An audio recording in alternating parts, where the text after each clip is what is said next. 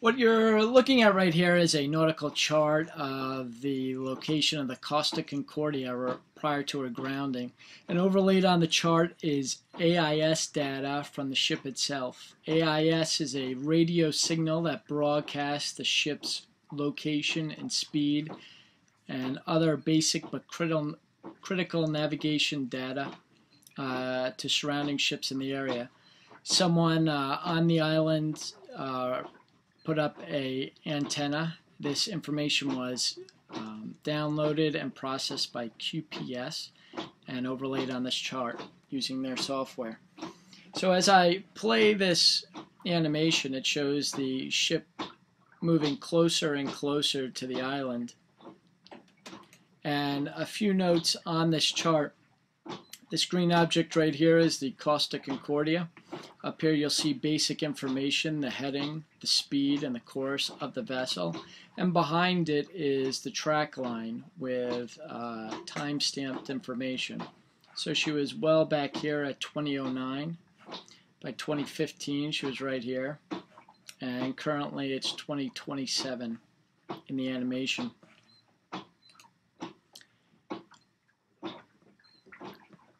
She is continuing on at a fast rate of speed. Their speed over ground is 15.5 knots currently. That is rather fast for maneuvering so close to the island. Additional speed does give you additional maneuverability and allows you more options for getting away from surrounding traffic.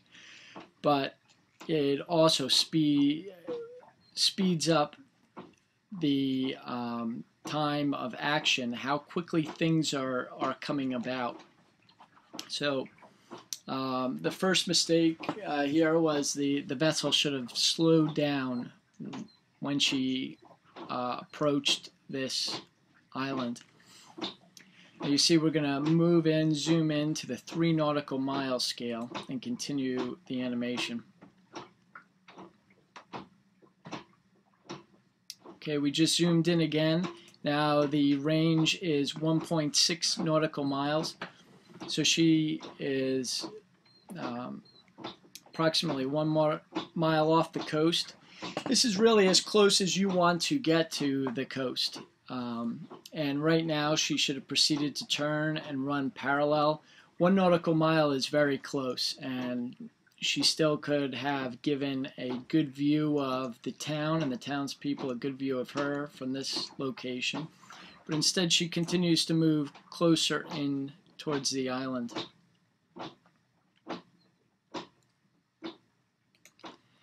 Now if you see, if this is approximately what she should have done, turned here and continued down,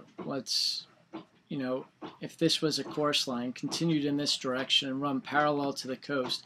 But as she's getting closer, she has to, a course that's parallel to the island is going to bring her closer to the actual island and closer to the rocks. But she continues past that point, which we will see in a moment. Okay, she starts her turn right now. Right now this chart is on the 0.6 nautical mile scale, so she is very close to the island itself. And even if she clears right now this rock, she is still going to approach this rock at very closely parallel to it. And by doing that, it's going to bring her even further away from the port. So why did she do this? It looks like she in fact turned too late, later than the captain had even anticipated. Now from his verbal testimony, we're told that he was navigating visually. That does not provide very good accuracy for bearings, and was a major mistake taken here. Now, this particular AIS data did not record the rate of speed and the turn of speed. What you want to do in this situation right here, if you were to find, this is a critical condition, so you would back down on the engines, reduce speed, and make a major turn to starboard. Full right rudder to starboard to turn away from the rocks as fast as possible. But instead, you notice the speed does not come down. It actually increases a little bit. And the turn is not tight enough. Now you see, although her bow is clear of the rocks right now, as you turn a vessel, you don't have tires, it's not like a car. It's going to start skidding sideways as that momentum pulls and the centrifugal force pulls the vessel sideways and into the rock. So you see the vessel, this head, this point right here is where the bow of the vessel is, already clear of the rocks. But this line right here is the momentum. This momentum is bringing the vessel right into this particular rock.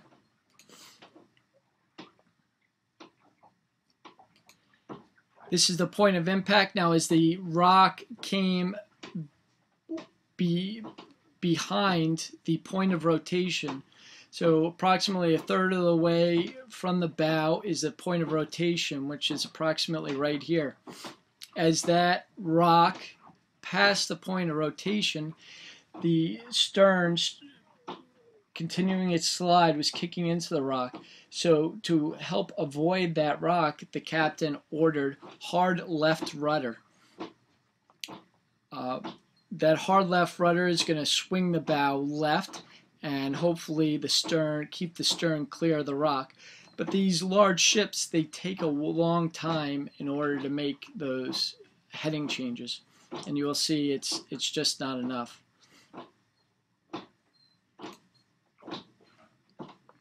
So now he is clear of the rock. This is the point of the blackout and the point where he should have called Mayday, sounded the general alarm, got everyone into the lifeboats, and proceeded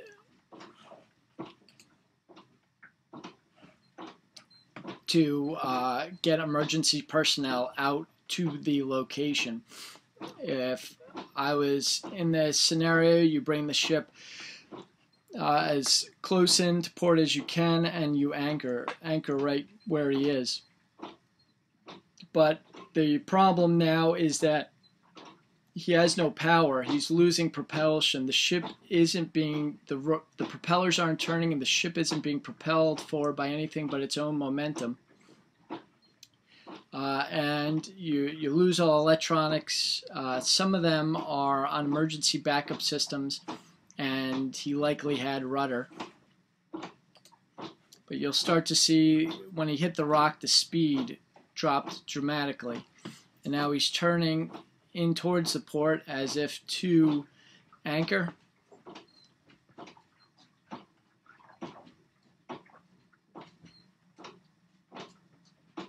But he's realizing he cannot slow the vessel down in time. In order to slow it down, you would have to back down on the engines. But he does not have engines at this point, so instead he is performing a round turn, giving hard right rudder. Now whenever you turn a ship hard over, you are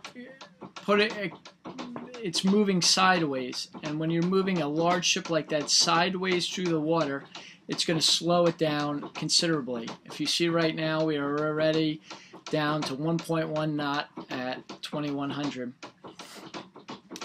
So now as the ship slows down, you're going to lose your ability to steer the vessel. Now right here, right now, if you notice that point, okay, the vessel had stopped. I'm going to go and I'm going to rewind this slightly. So if you see the vessel's turning, it's turning, and now it's getting, the speed is coming down dramatically. Okay, and there the vessel has essentially stopped. The speed's down to 1 knot, which the passengers would hardly even notice, and it's not turning very fast anymore. He's having trouble getting that bow in. If without further action, what's going to happen is the ship is just going to continue to drift out into sea and away from the Port Authority's help. So as we hit play, you're going to see the bow start rotating in.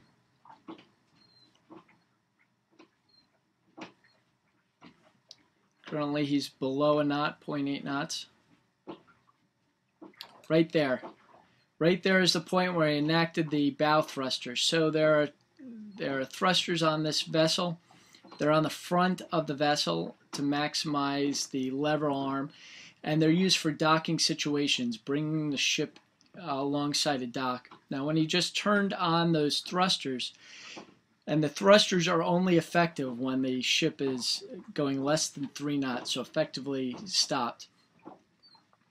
Those thrusters are able to move the bow either to port or starboard. So he's making the right maneuver here. He's pulling the bow in with the thrusters to starboard and turning the ship back in towards the port. Now one other thing I wanted to note is when he made this hard right, in order to slow down, that is going to cause the vessel to list over, and listing over, moving that water around, it likely had an effect on the final stability of the ship. So now you see there's no forward or aft motion. The speed is 0.5 knots, 0.9, and right now he is steering with the bow thruster. So moving that bow in towards the shore.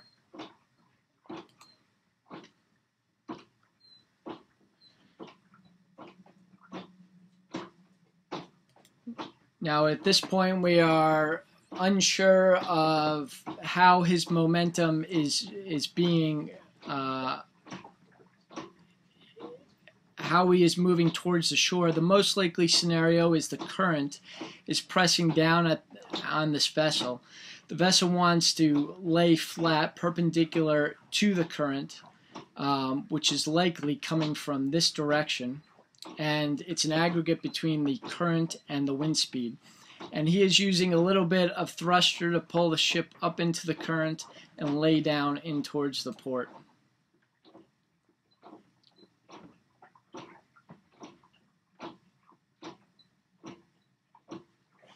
So as the current's coming down, you can use that thruster to keep your bow headed up, and the ship is sliding in with the current and wind into this region right here, which is sand.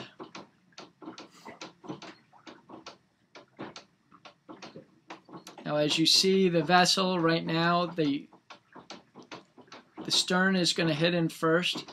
So that was likely the initial point of impact on this final grounding.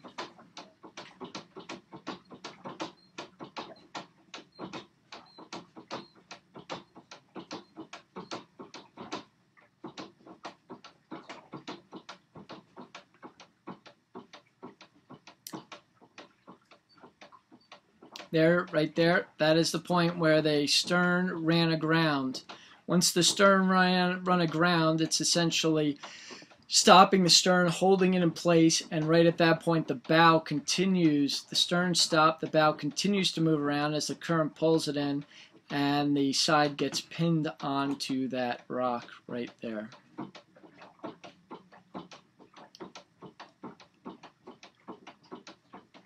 And that is it. Now she is firmly aground, and you can already see the rescue vessels at this point heading out towards the ship to provide a rescue.